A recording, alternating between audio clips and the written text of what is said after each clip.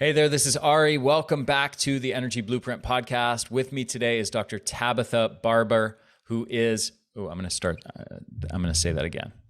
Okay. Hey everyone, welcome back to the Energy Blueprint podcast. I'm Ari, your host, and with me today is Dr. Tabatha Barber, who is triple board certified in obstetrics and gynecology, menopause, and functional medicine. She has the unique situation of being licensed to practice medicine in over half the country. So you now have the ability to work with a functional physician virtually if you're interested in her areas of specialty, which is what we're going to be talking about. And she is the host of the Gutsy Gynecologist Show, where she shares her wisdom and unique perspective with women everywhere to reclaim their health. She's also a keynote speaker, mentor, wife, mom, and grandma. Wouldn't have guessed that one.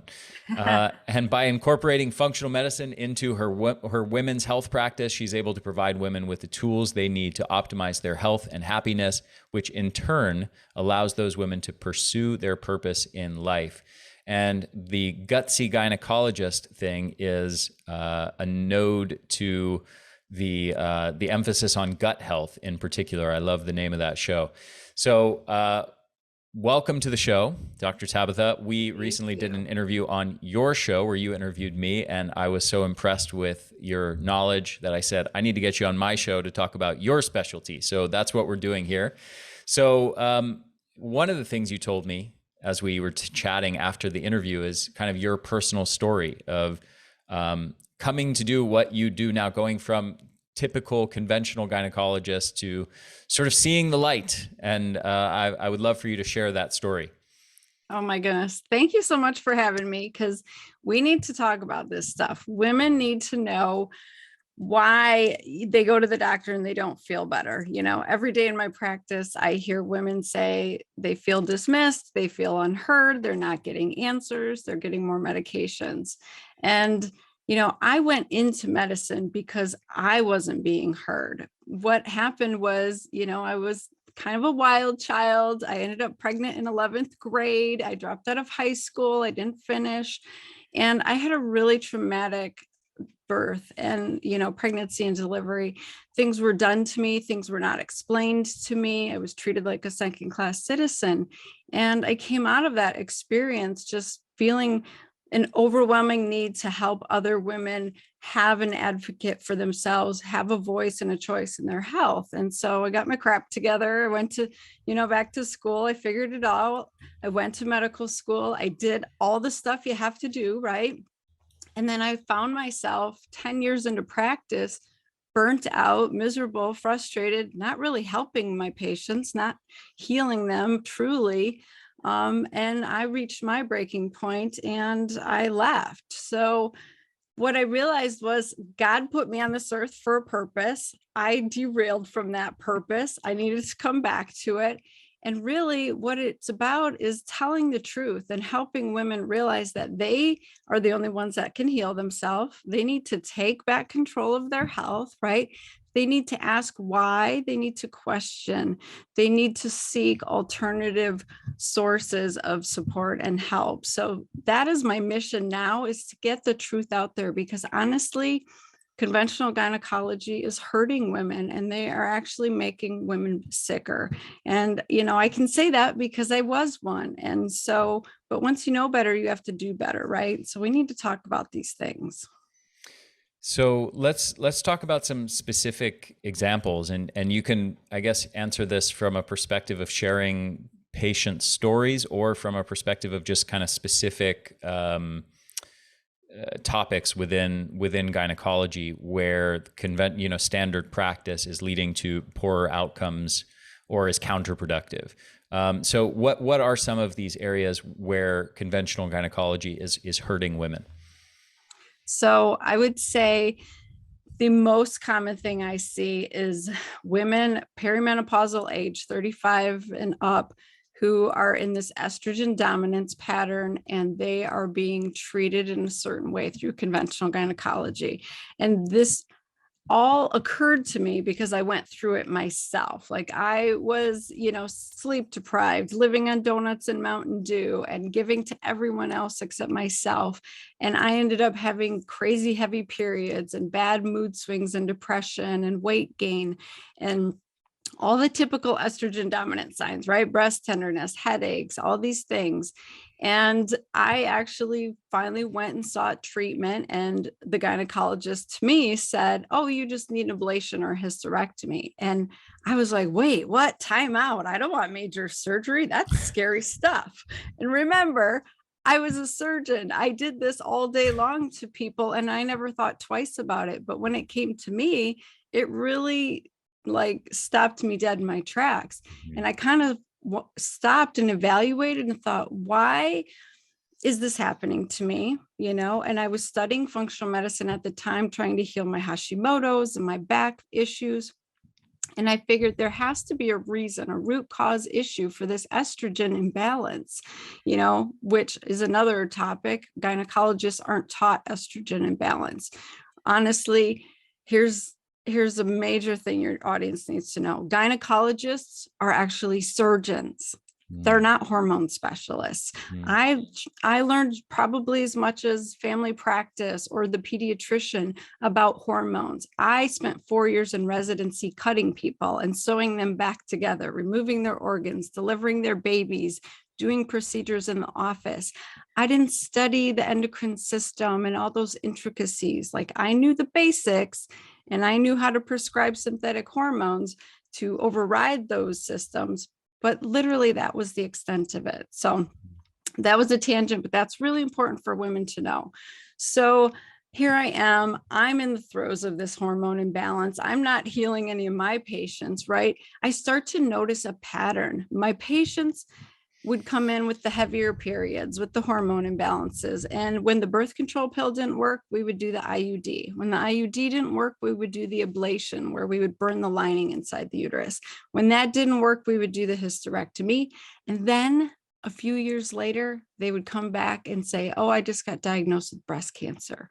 And nobody was putting the pieces together that all we were doing is masking these symptoms of estrogen dominance and never really fixing the problem. So yeah, we got rid of their period problem. They weren't bleeding through their pants anymore and having accidents, but that estrogen dominance continued to feed that breast tissue and cause breast cancer. So estrogen's amazing. It's supposed to be in balance, right?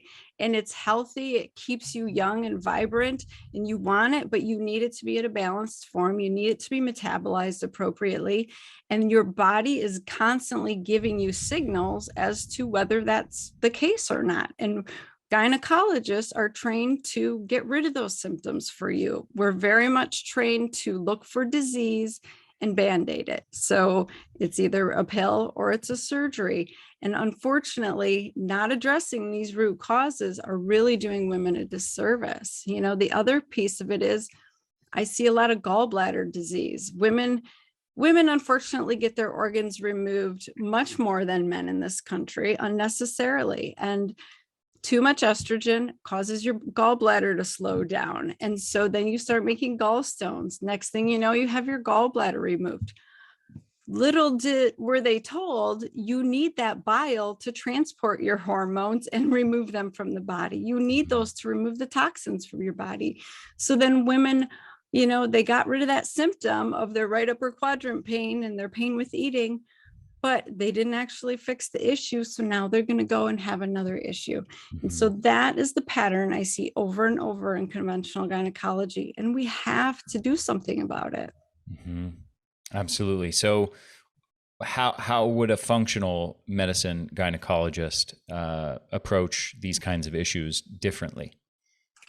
Yeah. So like I mentioned, I wasn't trained to really evaluate hormones in depth. We're taught like you can't really measure hormones because they change every day of the month. You don't know where your women are at in their cycle. So don't really worry about it. We're given reference ranges from the lab that are extreme. Your estrogen from 10 to 800 is okay. Above that, worry about a tumor. Below that, they're in menopause. Like literally, I'm telling you how I was trained.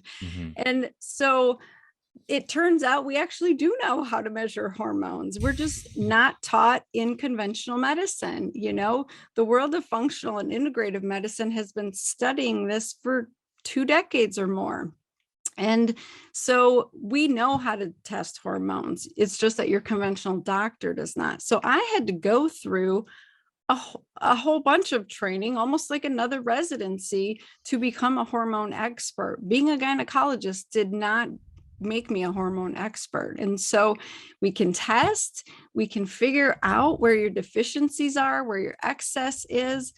And here's the bigger piece, Ari. This is what I tell everybody, like, your hormone imbalance is the result of something else. It's not the cause. So your sex hormones being imbalanced are because your adrenals are out of whack, or your thyroid isn't functioning well, or your gut is an issue, or your liver is sluggish, or your gallbladder is not helping you, or you're exposed to xenoestrogens. So always trying to chase hormones. I see this all the time with bioidentical hormone replacement. Let's balance those hormones. Let's balance those hormones. If you don't fix those other root cause issues, you'll be changing the dose every few months. You'll feel good for a minute, and then you'll be miserable again. And you never actually get balanced, because that's not the problem. Mm-hmm. Yeah, absolutely. So speaking of those root cause issues, what are these root causes? What are some of the root causes of these hormone imbalances that are driving so many of these women's health problems? Yeah, this is a really important point. So when I went through medical school forever ago, like it's been over 20 years, we didn't talk barely about perimenopause. There was no such thing as hormone imbalance. Endometriosis and fibroids were uncommon, and it was really exciting if you saw a case of that. Now it's everywhere. And it's because we are living in the most toxic time in our entire history of civilization. 100 years ago, all of the plastics that we use did not exist. They were created in a lab. There's thousands of chemicals that our bodies were never meant to see. And so our bodies are trying to constantly handle all of these toxins coming in all day long, every day. And your care products, people put on body lotion every day, and they spray the perfume, and they got the Glade plugins, and they're drinking out of their plastic water bottles trying to be healthy. All of these are putting plastics into your body, and your body does not know what to do with them. It likes to store it in the fat cells, right? So we're fatter than we ever have been, but they also like to bind to our hormone receptors and send these warped signals, like we have too much estrogen. So we have a whole category of chemicals called xenoestrogens, and you cannot underestimate the power of all of this stuff and coming at you all day long. So it's really important to clean up your environment and evaluate, what are you putting in your body, on your skin? What are you breathing? All of that. It needs to be evaluated and dealt with, or you'll never have hormone balance. That's the biggest one, I would say. And then, what we've gone through in the past 2 decades, everybody's drinking alcohol. Like, women are drinking alcohol like they never have before in history. A female body should really not be consuming more than 6 ounces of alcohol on a regular basis. Our bodies just have too many hormones to metabolize and other functions to deal with. And so, what I saw was, oh, well, I'm bored. I'm sitting at home for 2 years, so I'm going to drink. Or I'm super stressed, so I'm going to drink to relieve that. And every time you drink, your liver has to metabolize that estrogen. And when your liver does that, it has to put the hormones and everything else on the back burner for later, because it always wants to deal with outside foreign stuff before it deals with its own natural stuff, right? So you get this backup of estrogen specifically, and that can really drive a lot of estrogen dominance. So we are hard on our livers. We're taking Benadryl to sleep and Ativan. We're on statins and proton pump inhibitors and all of these medicines, like for decades. I get women coming to me, they've been on a statin for 20 years. I don't know if I need it, but my doctor keeps giving it to me. It's like, holy cow, that is destroying you, you know? So we're hard on our liver, our gallbladders can't function. And then the biggest piece that, I like to talk about is the gut. So this is like untouched territory for conventional medicine. And it's really the answer to everything, right? So there's actually bacteria in your gut that cause you to reabsorb your hormones that you're trying to eliminate. So, our liver works so hard to metabolize our hormones and get them ready, put the garbage tag on them to send to our stool and our urine. And then if they finally actually do make it out with the help of the gallbladder and everything else, there's bacteria that will cut that garbage tag off and tell you to reabsorb them. So if you're constipated or if you have the wrong bacteria living in your gut, you are just recycling and reusing those hormones that your body's trying to get rid of. So it's all connected. It needs to be addressed. I think a lot of my colleagues poo-poo me, no pun intended, about the fact that I'm so focused on the gut. But when I was a surgeon doing surgery all the time, I would spend hours literally peeling bowels off of ovaries, uteruses, fallopian tubes, because your bowels are not separated from your pelvic organs in your abdomen. They all live together. They lay on each other.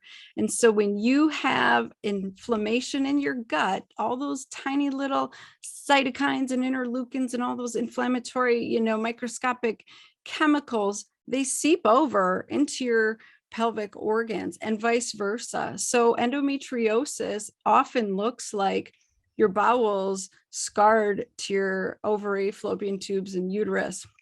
I've seen major Crohn's infections like invade ovaries and fallopian tubes and just take them out.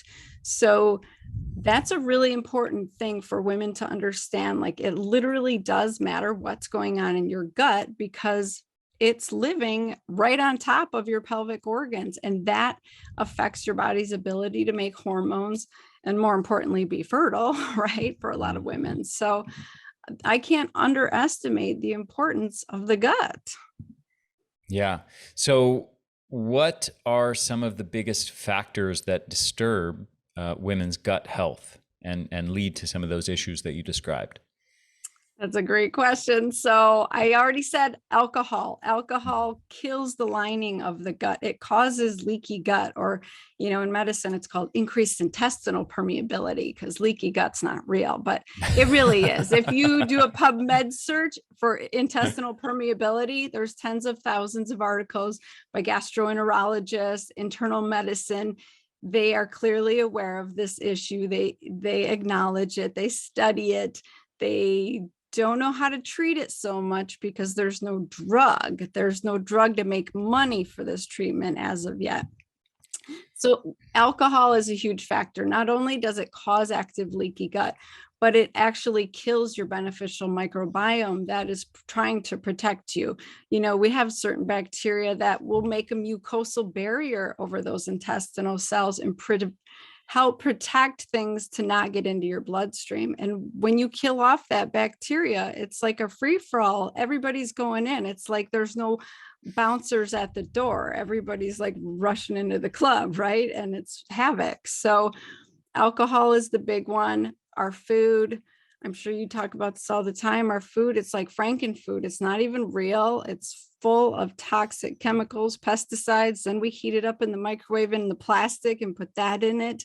And that all destroys your gut too. So those are some big drivers. The other piece we haven't really talked about for women is chronic cortisol production. So I was living proof. I was living on sugar and caffeine and wine to get me up in the morning, put me to bed at night. And a lot of my patients come to me like that, because we are chronically pumping out cortisol to handle all of the stress, because women are doing it all now. We want the careers, we want the family, we want to look good, we want to go out with our girlfriends and have cocktails. We want it all, but that comes at a major price. And that constant cortisol production drives sugar into your bloodstream and insulin resistance, but it also causes leaky gut again. So everything it affects the gut. It really does. Mm-hmm. Excellent. So I'm curious. Here's another thing that you didn't, I don't know if you mentioned quite that much, but the exercise, over exercising. Have you seen a lot of issues with women who are chronically over exercising and just, who are losing their periods, who are, exercise is another factor that at least induces transient gut permeability. Have you seen any issues with that, or is that maybe a more rare thing that you deal with? No, it's actually super common. That's a great point. Like, especially younger girls who play a lot of athletics in high school and college. Our body wants to survive before it wants to thrive. So your reproduction is the first thing to go if your body senses, that you're not balanced. And so if you are like super physically active, you're going to shut down that hypothalamic pituitary ovarian axis and not make your hormones. I see this a ton in women like in their 20s and 30s. I want to run a half marathon. I want a full marathon. I want a triathlon. And by the time they're done with all of that training, 6 or 8 months later, they have wiped out their adrenals and their sex hormones, and now their thyroid is carrying on that burden and can't keep up with it. And so it takes a long time to recover from that. I mean, I'm just going to be truthful here. God created women to not be like these high performing athletic women. Our bodies are made to be able to get pregnant and carry a pregnancy, and nothing against it. Like, I want to be bodybuilder and do all that stuff too. It's really amazing to be that super athletic, but it does come at a cost because our body wants to reproduce and procreate. I mean, that's what our species is supposed to do at the end of the day, right? So I just want women to be aware, like, if they're going to make this choice, hey, I'm going to run this marathon, I need to really love on my gut, because every single day I'm going to be causing leaky gut to occur. And the cool thing is the cells in our intestines, they turn over every 48 to 72 hours. So you can heal your leaky gut pretty quickly. But if you never stop insulting it and removing those, triggers that are breaking it down, then you invite autoimmune conditions and food sensitivities and chronic disease and all of this stuff. So I would say, like, I just want women to be aware of what their actions are doing to their bodies so they can counteract it, or maybe choose to do it a little differently. That was the big thing with birth control pills.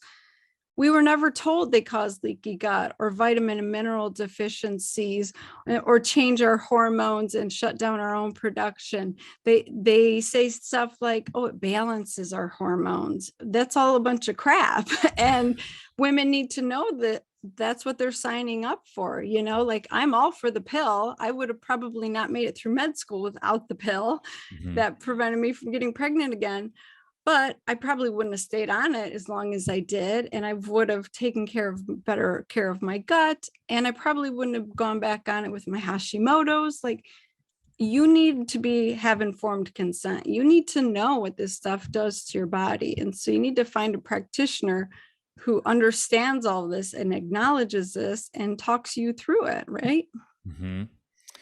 Are there any other big contributors to poor gut health that you find that are pretty common? Psychological stress, sleep and circadian rhythm issues, nutrition issues, other, you mentioned you focused on alcohol a lot, which is actually, I'm really glad that you did, because it's something that has sort of, I don't know what the best way to describe this is. It's like everybody's heard alcohol is bad for you at some point, and now I actually feel like it's neglected to the point where people don't talk about it, because there's always a desire to maybe focus on something more novel than that. But then as a result of that, many people have lost sight of the fact that, consuming a lot of alcohol every day is very problematic. And, so I'm really like, I can't even think of another podcast that I've done where someone has put that kind of focus on alcohol that you just did. So I'm very grateful for that.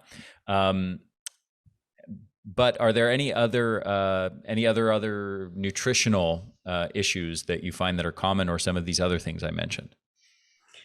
Yeah, so there's two parts to that answer, because alcohol not only destroys your gut and in long term causes depression and causes insulin resistance and prediabetes, but it affects your sleep so much. Literally, women wake up at 2 or 3 a.m. if they drink alcohol in the evenings, and they never want to believe me, but when they stop drinking for a couple weeks, they're like, I'm not waking up anymore.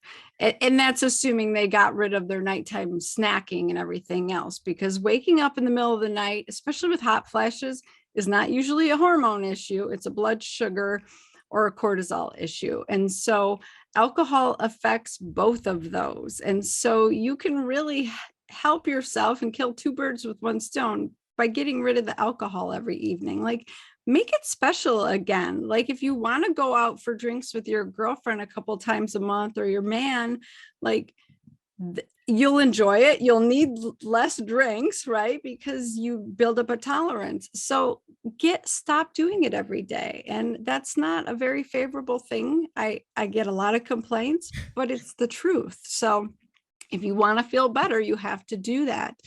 The other piece is, as long as you have gut issues, you will not absorb your vitamins and minerals appropriately, and your body will struggle to do its physiologic processes. You talk all about mitochondrial health. Like, I see women going on these vegan diets. There's no L-carnitine in their diet, or they're not getting any B12 in their diet, or they have like major gut dysbiosis and they can't even absorb vitamin D and vitamin A, or they don't have a gallbladder.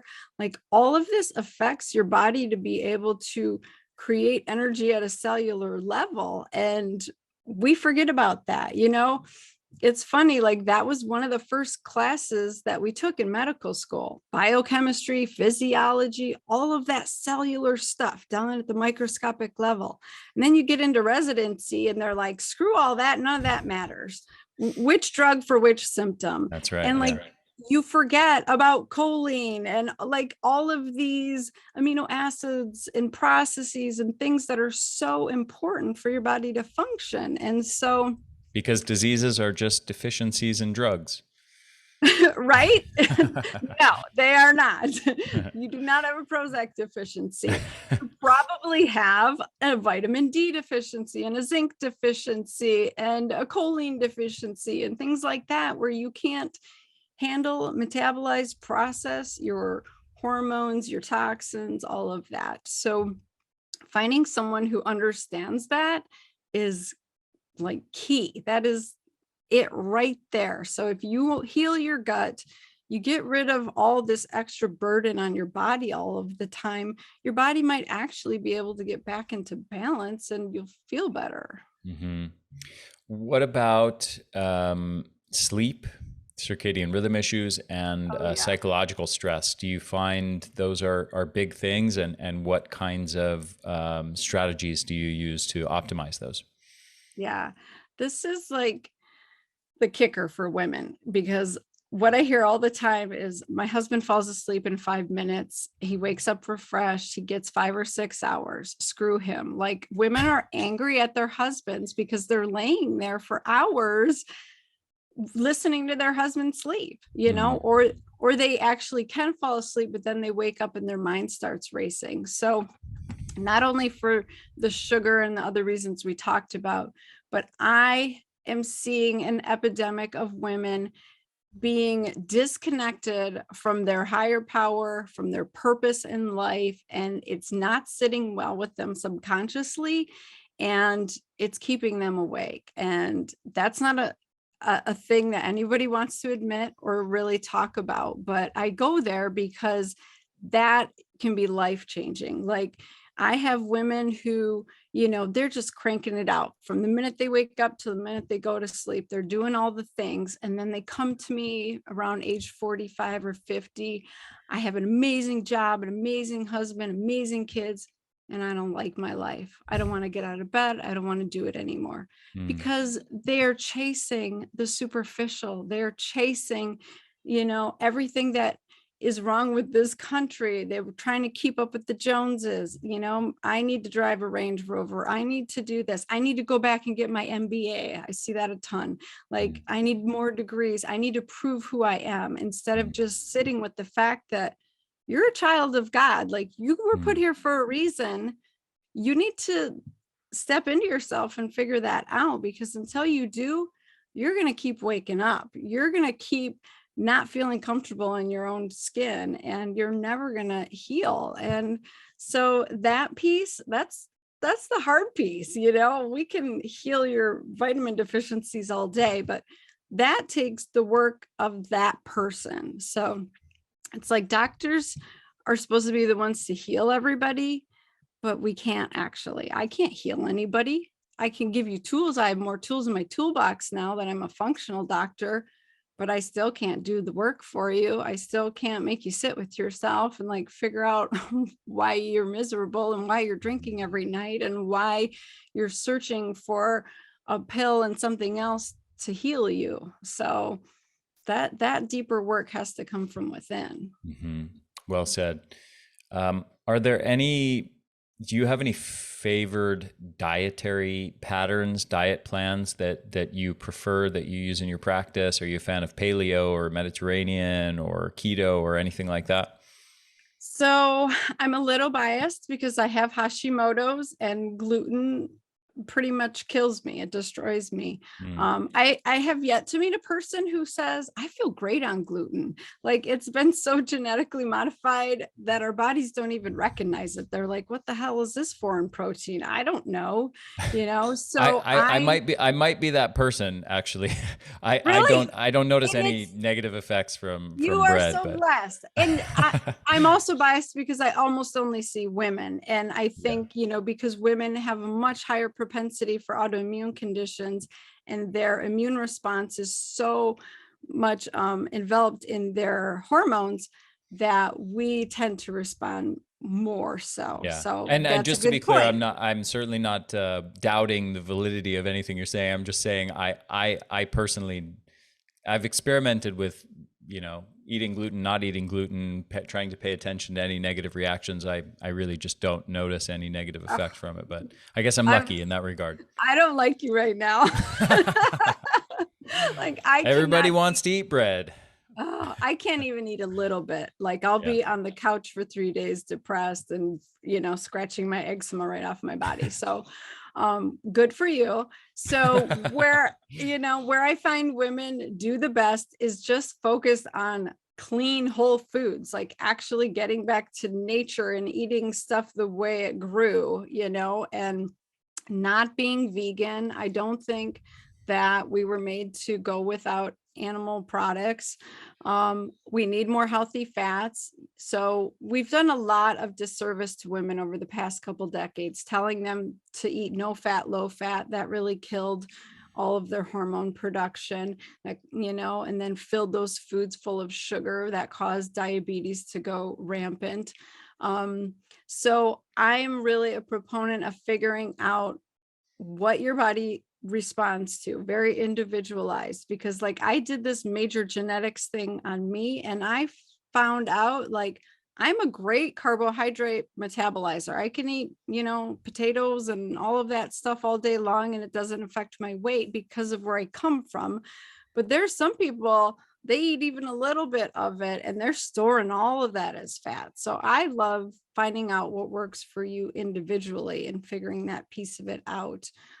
So I don't have one generalized plan, although I will say, once women get into perimenopause and menopause, like, keto seems to really be king for them. Like, they feel so good and so amazing doing a clean keto with intermittent fasting, because once those hormones shift and, you know, they're not cycling any longer, you just do better with ketones as your fuel as opposed to sugar. So I don't necessarily love it for recycling reproductive age women, because we do need some more carbohydrates during the second half of our cycle and all of that. Like, follow Dr. Stephanie Estima. She does a great job talking about all that.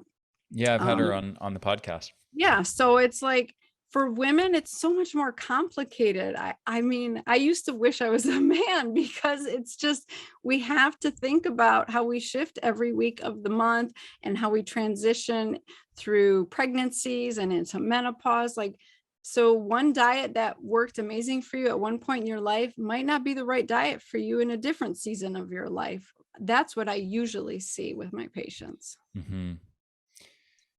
Speaking of, you mentioned testing and kind of trying to individualize these kinds of things. Since you specialize in gut health, I'm curious what your take is on gut microbiome testing. I know that I've seen over the years, I have a lot of functional medicine doctor friends, and I've seen various tests favored or not favored, or people saying this one's good, this one's not good. And I've seen that shifting a lot. I'm also curious what your take is on something like Viome or Ubiome. Yeah, so I did a Viome test on myself probably, 2 years ago at this point. And honestly, I felt overwhelmed because it had so much data. It like listed every little possible bacteria ever. I'm not sure if the test has changed since then. I have found the most consistent shift when I go based off of GI map from Diagnostic Solutions. It's a DNA based, microbiome test where they're showing you who's running the show, who's too high of levels, who's too low. They'll tell you, like, are you making your digestive enzymes? What's your immune system doing at the front line? Your IgA, which is, like to think of as your army, like they're ready to defend you at the border and not let people across. And I've seen a ton of low IgA probably in the past 6 months. And I have a feeling it has to do with all the chronic viral stuff that we're fighting. But I've been seeing a ton of that. And it will show you if you have active leaky gut. So when I do gut healing protocols off of that test, I see results. I see women shift. And, you asked about food sensitivities a little bit. So these are very controversial, like, oh, you can have antibodies here and there. So what I've found is, as long as you have active leaky gut, your immune system is going to keep responding to everything it sees because it's trying to protect you, right? It's actually doing its job. It's doing what you want it to. But every time it sees something that it normally doesn't, like undigested almonds and chicken, because they're getting into your bloodstream when they shouldn't be, you're creating antibodies against these components. And every time your immune system sees it after that, it sees the antibody and says, oh yeah, we don't like that guy, attack. And so it's like you're chronically adding fuel to the fire. And as long as you keep that leaky gut going, it's a never ending vicious cycle. So I have women all the time who are like, oh, I tried food sensitivity, it didn't work, because they didn't heal their gut and they kept creating new antibodies against all of this stuff. And it just becomes overwhelming and confusing. And so the important key with any food sensitivity test is calm your immune system down, heal the leaky gut so that your immune system quits attacking everything. It's just confused and angry, so it's not that you can never eat broccoli again or chicken again. It's that your immune system needs support. And so if you come at it from that angle, you're going to have so much better results, because I see women all the time. They remove those triggers that are pissing off the immune system. They heal the gut. They can almost always reintroduce those foods and no longer react to them because those antibodies went away. That's the cool thing. The IgG half-life is like 21 days. If you consistently avoid it long enough, they will go away. Your immune system will forget it was confused and you can reintroduce those foods. So it kind of matters how you do stuff and how you, look at the test, not just which test. Mm-hmm. I have two more questions for you. One, the first one is related to COVID, and the second one's related to bioidentical hormones. So COVID, I've heard a number of reports, and even there have been some peer-reviewed publications on this at this point.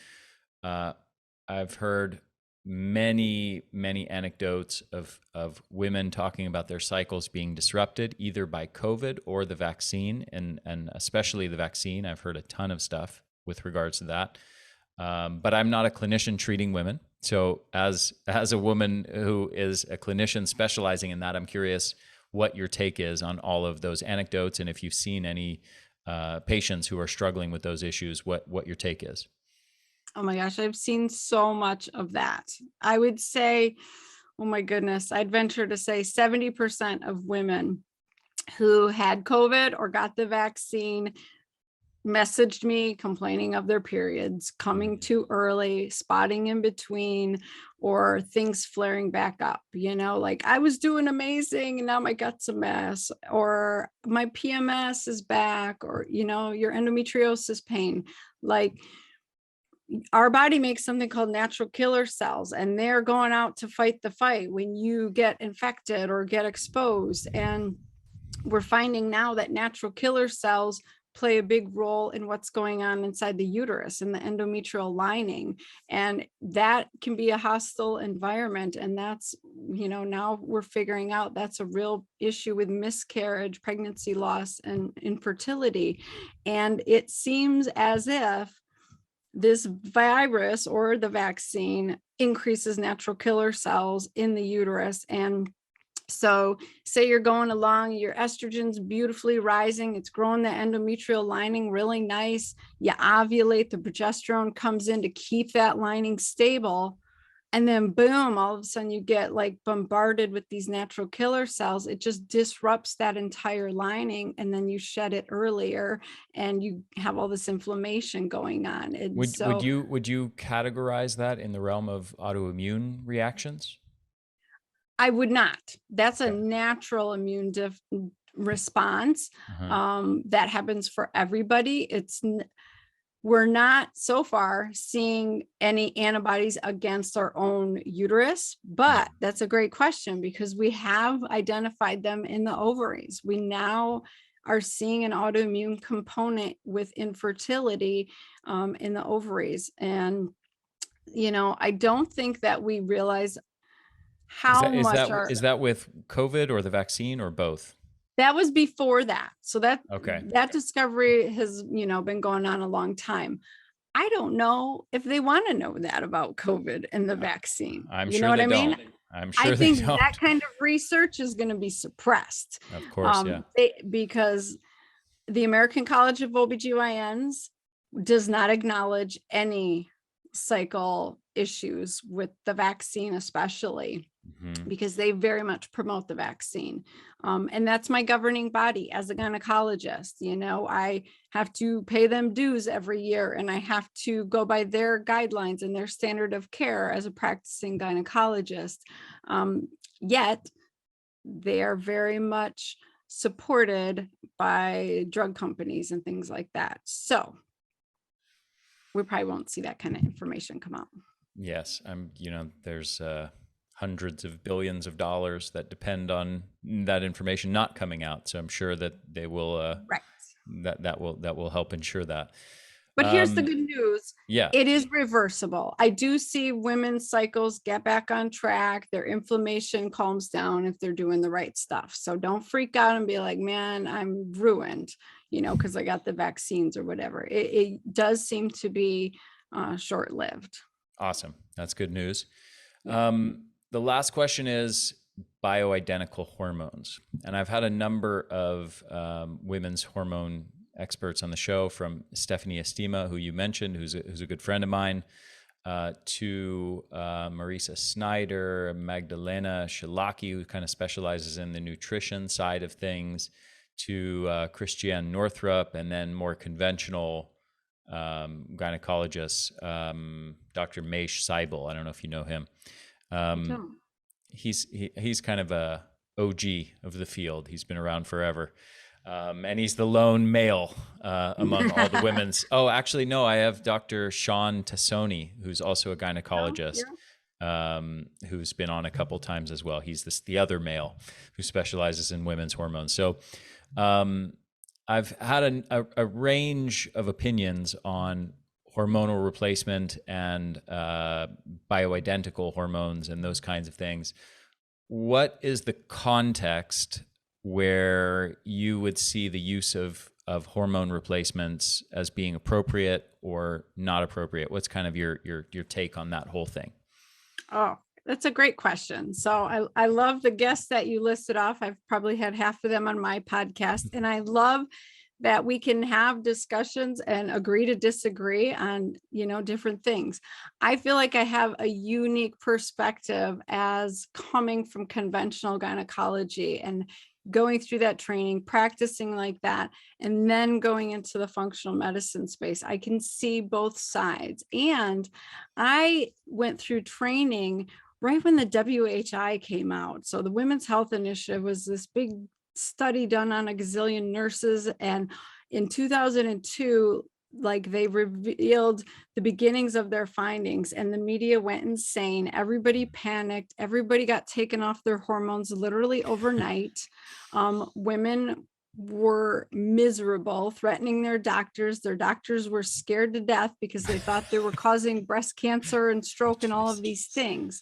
What a and mess. It has literally taken almost 20 years for conventional gynecology to actually sit down and evaluate that study and acknowledge its major faults and the truth behind it. So here's the truth. The average age woman in that study was like 64. So they were 10 to 15 years into menopause. They had already started having heart disease and diabetes and obesity and all of the issues that we know predispose to blood clot, stroke, and breast cancer. They were given synthetic hormones, which we now can all acknowledge does not function the same way in our bodies as physiologic bioidentical hormones. And that was not acknowledged 20 years ago. They kept saying the progesterone arm of the study. It was not progesterone. It was progestin, a synthetic hormone, which acts very different in your body.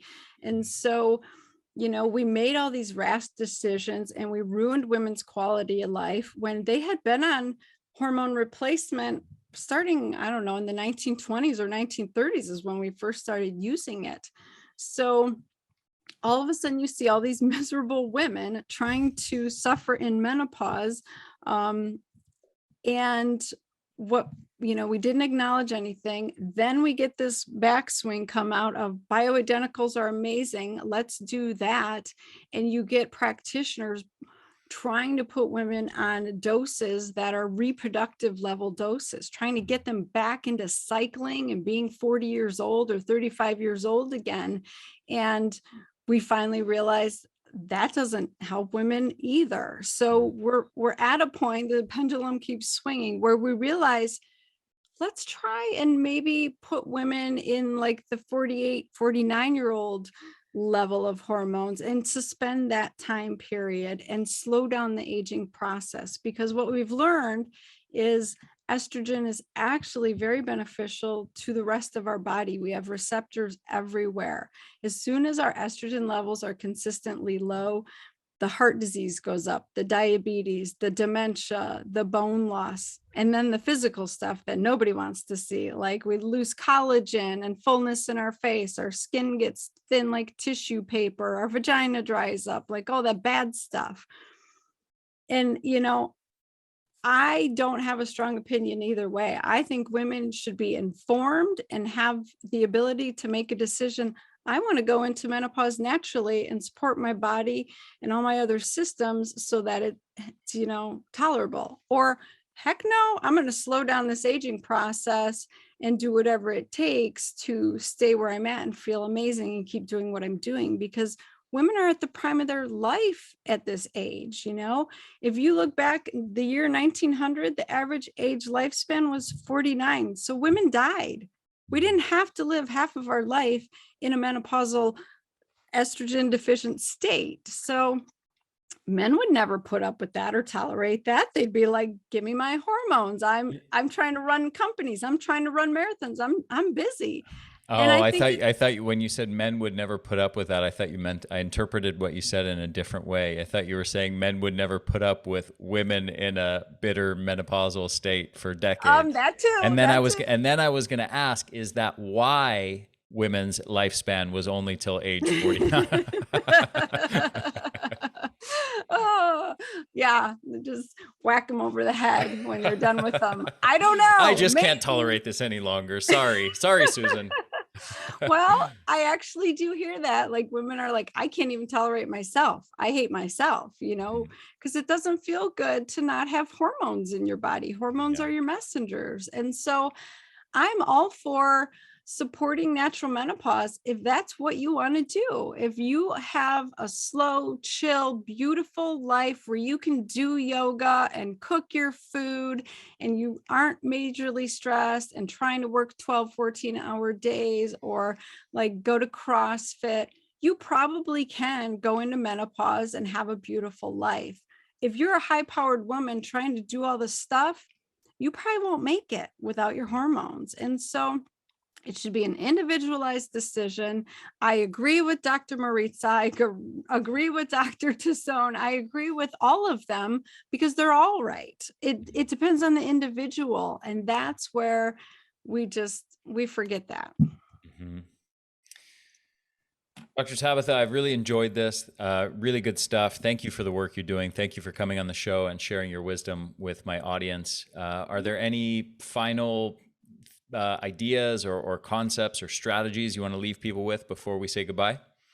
Oh, well, on the note of menopause, going into menopause naturally, I do have a free ebook if people want to check it out. It's how to balance your hormones naturally so that you don't have to take hormones. And I think everybody should do that foundational work. So if you go on my website, drtabatha.com, it's on there. It's a free little book. You can download it and start working on all of the stuff that you and I talked about today. Beautiful. Thank you so much for coming on the show. Really enjoyed this. And where can people find you if they want to learn more about your work? Yeah. Or get in contact with you to work with you? If you want to work one-on-one, go to drtabatha.com. It's 3 A's, no I's, Dr. Tabatha. Or you can follow me on Instagram and TikTok at the Gutsy Gynecologist, or you can listen to the Gutsy Gynecologist Show and listen to Ari's episode because it was awesome. Thank you so much, my friend. I really enjoyed this, and I hope to connect with you again in the near future. Me too.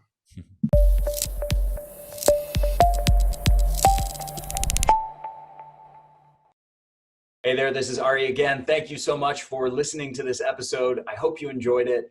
If you did, if you found it valuable, please share it with your friends, share it with your family, help me get the word out there.